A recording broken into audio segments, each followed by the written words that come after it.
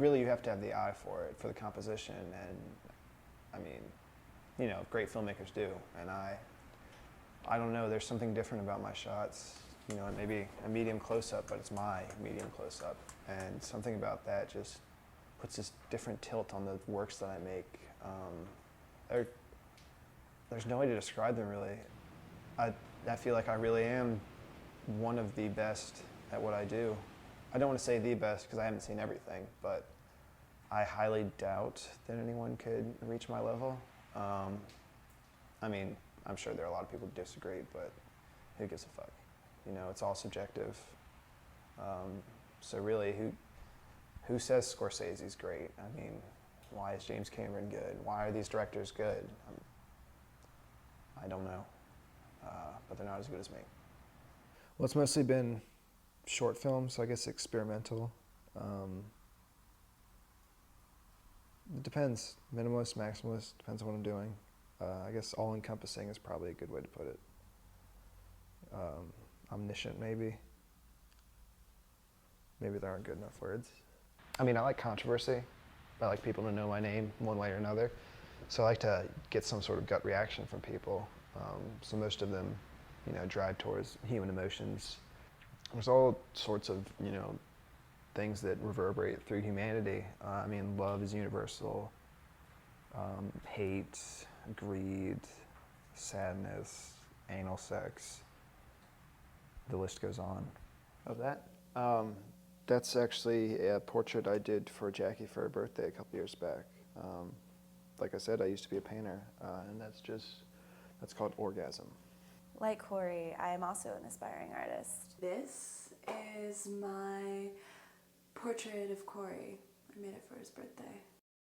A few years back, I was going through a pretty big experimental phase, and during part of it, I wanted to have a few things seem really realistic, be really grounded in reality. So I more or less slipped a bunch of tabs of acid in my friend's coffee, and he was okay with it later. I mean, it had already happened, but it was some crazy shit, man.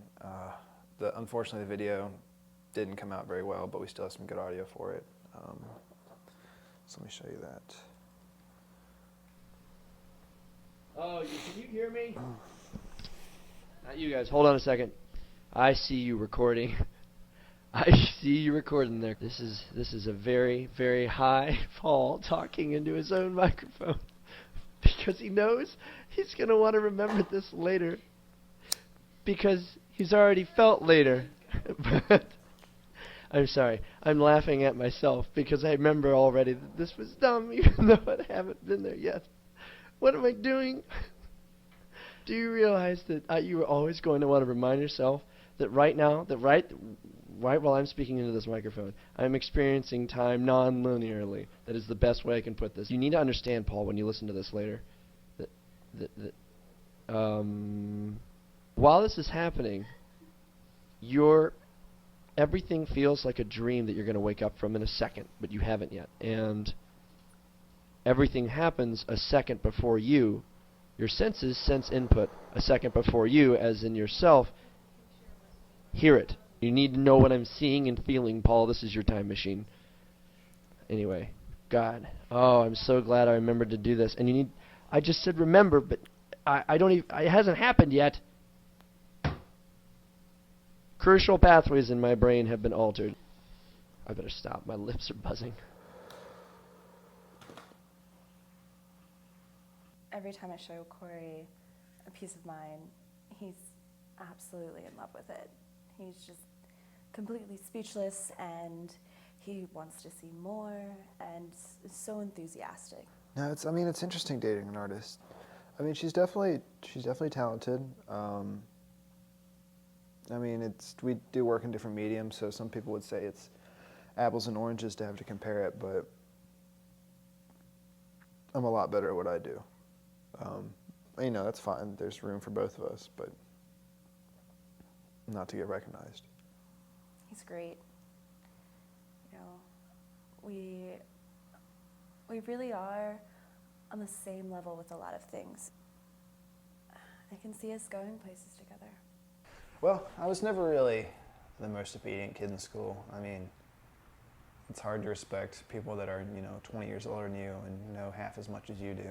So I always had that going against me. But there was one teacher I really respected. She was my English teacher, which is ironic. She was into music, she was into movies, she was into photography and art and writing and all these different things. And, she had pretty good taste. And she was one of those that thought, Orson Welles gave us Citizen Kane, and that was one of the best cinematic epics, or at least in the beginning. So she had this bat named Rosebud, and she kept it in the corner of her room just because, something to have. And at one point in one of my classes, this redneck dick we were listening to an Elliott Smith song. This was not that long after he'd committed suicide. And he basically said, "Who's this faggot?" And she proceeded to take Rosebud and beat him to death. But we testified for her, and it was self-defense, so she got off.